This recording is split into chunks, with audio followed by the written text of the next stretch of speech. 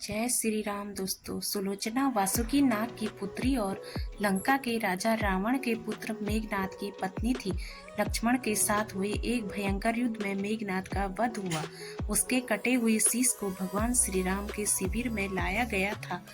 अपने पति की मृत्यु का समाचार पाकर सुलोचना ने अपने ससुर रावण से राम के पास जाकर पति का शीश लाने की प्रार्थना की, किंतु रावण इसके लिए तैयार नहीं हुआ। उसने सुलोचना से कहा कि वह स्वयं राम के पास जाकर मेघनाद का शीश ले आए, क्योंकि राम पुरुषोत्तम है, इसलिए उनके पास जाने में तुम्हें किसी भी प्रकार का भय नहीं करना चाहिए।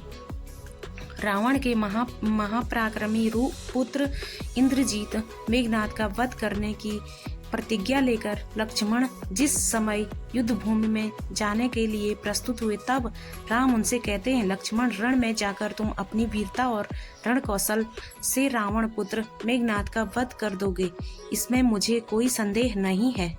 परंतु एक बात का विशेष ध्यान रखना कि मेघनाद का मस्तक भूमि पर किसी भी प्रकार न गिरे, क्योंकि मेघनाद एक नारी व्रत का पालक है और उसकी पत्नी परम पतिव्रता है। ऐसी साध्वी के पति का मस्तक अगर पृथ्वी पर गिर पड़ा तो हमारी सारी सेना ध्वंस हो जाएगा और हमें युद्ध में विजय की आशा त्याग देनी पड़ेगी। लक्ष्मण अपनी सेना लेकर चल पड़े। समर भूमि में उन्होंने वैसा ही किया। युद्ध में अपने बाणों से उन्होंने मेघनाद का मस्तक उतार लिया, पर उसे पृथ्वी पर नहीं गिरने दिया। हनुमान उस मस्तक को रघुनंदन के पास ले आए। मेघनाद की दाहिनी भुजा आकाश में उड़ती हुई उसकी पत्नी सुलोचना के पास जाकर गिरी। सुलोचना चकित हो गई। दूसरे ही क्षण अत्यंत दुख से कातर होकर विलाप करने लगी, पर उसने भुजा को स्पर्श नहीं किया। उसने सोचा संभव है यह भुजा किसी अन्य व्यक्ति की हो। ऐसी दशा में पर पुरुष के स्पर्श का दोष मुझे लगेगा।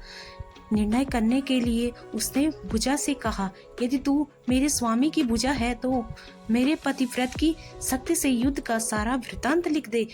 भुजा में दासी ने लेखनी पकड़ा दी। लेखनी ने लिख दिया, प्राण प्रिय, यह भुजा मेरी ही है। युद्ध भूमि में श्री राम के भाई लक्ष्मण से मेरा युद्ध हुआ। लक्ष्मण ने कई वर्षों से पत्नी अन्न और निद्रा छोड़ रखी है। वे तेजस्वी तथा समस्त दैवी गुणों से संपन्न हैं। संग्राम में उनके साथ मेरी एक नहीं चली। अंत में उन्हीं के बाणों से विरुद्ध होने से मेरा प्राणांत हो गया। मेरा शीश श्री राम के पास है। पति की भुजा लिखित पंक्तियां पढ़ते ही सुलोचना व्याकुल हो गई। पुत्र वधु के विलाप को सुनकर लंकापति रावण ने आकर कहा, शोक न कर पुत्री, प्रातः होते ही सहस्रों मस्तक मेरे बाणों से कट कट कर पृथ्वी पर लौट जाएंगे। मैं रक्त की नदियां बहा दूंगा। करुण चित्कार करती हुई सुलोचना बोली, पर इससे मेरा क्या लाभ होगा? सहस्रों नहीं, करोड़ों शीश भी मेरे स्वामी के शीश के अभाव की पूर्ति नहीं कर सकेंगे। सुलोचना ने निश्चय किया कि मुझे अब सती हो जाना चाहिए, किंतु पति का शव तो राम दल में पड़ा हुआ था। फिर वह कैसे सती होती?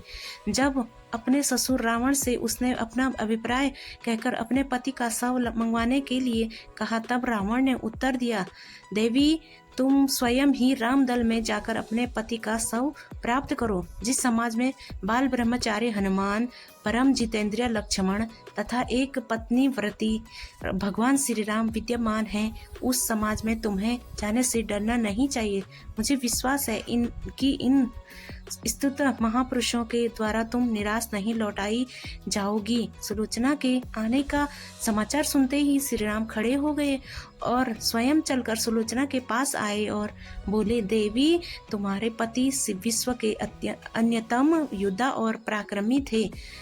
उनमें बहुत से सद्गुण थे, किंतु विधि की लिखी को कौन बदल सकता है? आज तुम्हें इस तरह देखकर मेरे मन में पीड़ा हो रही है।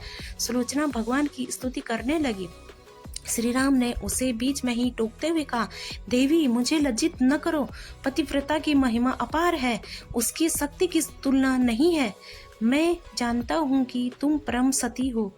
तुम्हारे इस सतीत्व से तो विश्व भी थर्राता है। बताओ कि मैं तुम्हारी किस प्रकार सहायता कर सकता हूँ? सुलोचना ने अश्रुपूरित नयनों से प्रभु की ओर देखा और बोली, राघवेंद्र, मैं सती होने के लिए अपने पति का मस्तक लेने के लिए यहाँ पर आई हूँ। श्री राम ने शीघ्र ही ससम्मान मेघनाथ का शीश मंगवाया और सुलोचना को दे दिया। पति का छिन्न शीश देखते ही सुलोचना का हृदय अत्यधिक द्रवित हो गया। उसकी आंखें बड़े जोरों से बरसने लगी। रोते रोते उसने पास खड़े लक्ष्मण की ओर देखा और कहा, सुमित्रा नंदन, तुम भूल कर भी गर्व मत करना कि इनका वध मैंने किया है। मेरे स्वामी को धराशायी करने की शक्ति विश्व में किसी के पास नहीं थी। यह तो 2 पतिव्रता नारियों का भाग्य था।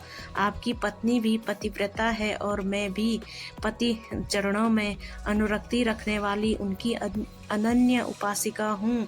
पर दुर्भाग्य से मेरे पति पतिव्रता नारी का अपहरण करने वाले पिता का अन्न खाते थे और उन्हीं के लिए युद्ध में उतरे थे। इसी से मेरे जीवन धन परलोक सिधारे। सभी योद्धा सुलोचना को राम शिविर में देखकर चकित थे। वे यह नहीं समझ पा रहे थे कि सुलोचना को यह कैसे पता चला कि उनके पति का शीश भगवान राम के पास है। जिज्ञासा शांत करने के लिए सुग्रीव ने पूछ ही लिया कि यह बात उन्हें कैसे ज्ञात हुई। मेघनाथ का शीश श्री राम के शिविर में है। सुलोचना ने स्पष्टता से बता दिया, मेरे पति की भुजा युद्ध भूमि से उड़ती हुई मेरे पास चली गई थी। उसी ने लिखकर मुझे बता दिया। व्यंग्य भरे शब्दों में सुग्रीव बोल उठे, निष्प्राण भुजा यदि लिख सकती है, फिर तो यह कटा हुआ सिर भी हंस सकता है। राम ने कहा, व्यर्थ बातें मन मत करो मित्र, पतिव्रता के महात्म्य को तुम नहीं जानते। श्री राम की मुख कृति देखकर सुलोचना उनके भाव को समझ गई। उसने कहा, यदि मैं मन वचन और कर्म से पति को देवता मानती हूँ तो मेरे पति का यह निर्जीव मस्तक हंस उठे। सुलोचना की बात पूरी भी नहीं हुई थी कि कटा हुआ मस्तक जोरों से हंसने लगा। यह देखकर सभी दंग रह गए। सभी ने पतिव्रता सुलोचना को प्रणाम किया।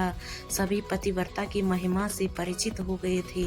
चलते समय सुलोचना ने श्री राम से प्रार्थना की, भगवान, आज मेरे पति की अंत्येष्टि क्रिया है और मैं उनकी सहचरी उनसे मिलने जा रही हूँ, अतः आज युद्ध बंद रहे। श्री राम ने सुलोचना की प्रार्थना स्वीकार कर ली। सुलोचना पति का सिर लेकर वापस लंका आ गई। लंका में समुद्र के तट पर एक चंदन की चिता तैयार की गई। पति का शीश गोद में लेकर सुलोचना चिता पर बैठी और धधकती हुई आग में कुछ ही क्षणों में सती हो गई।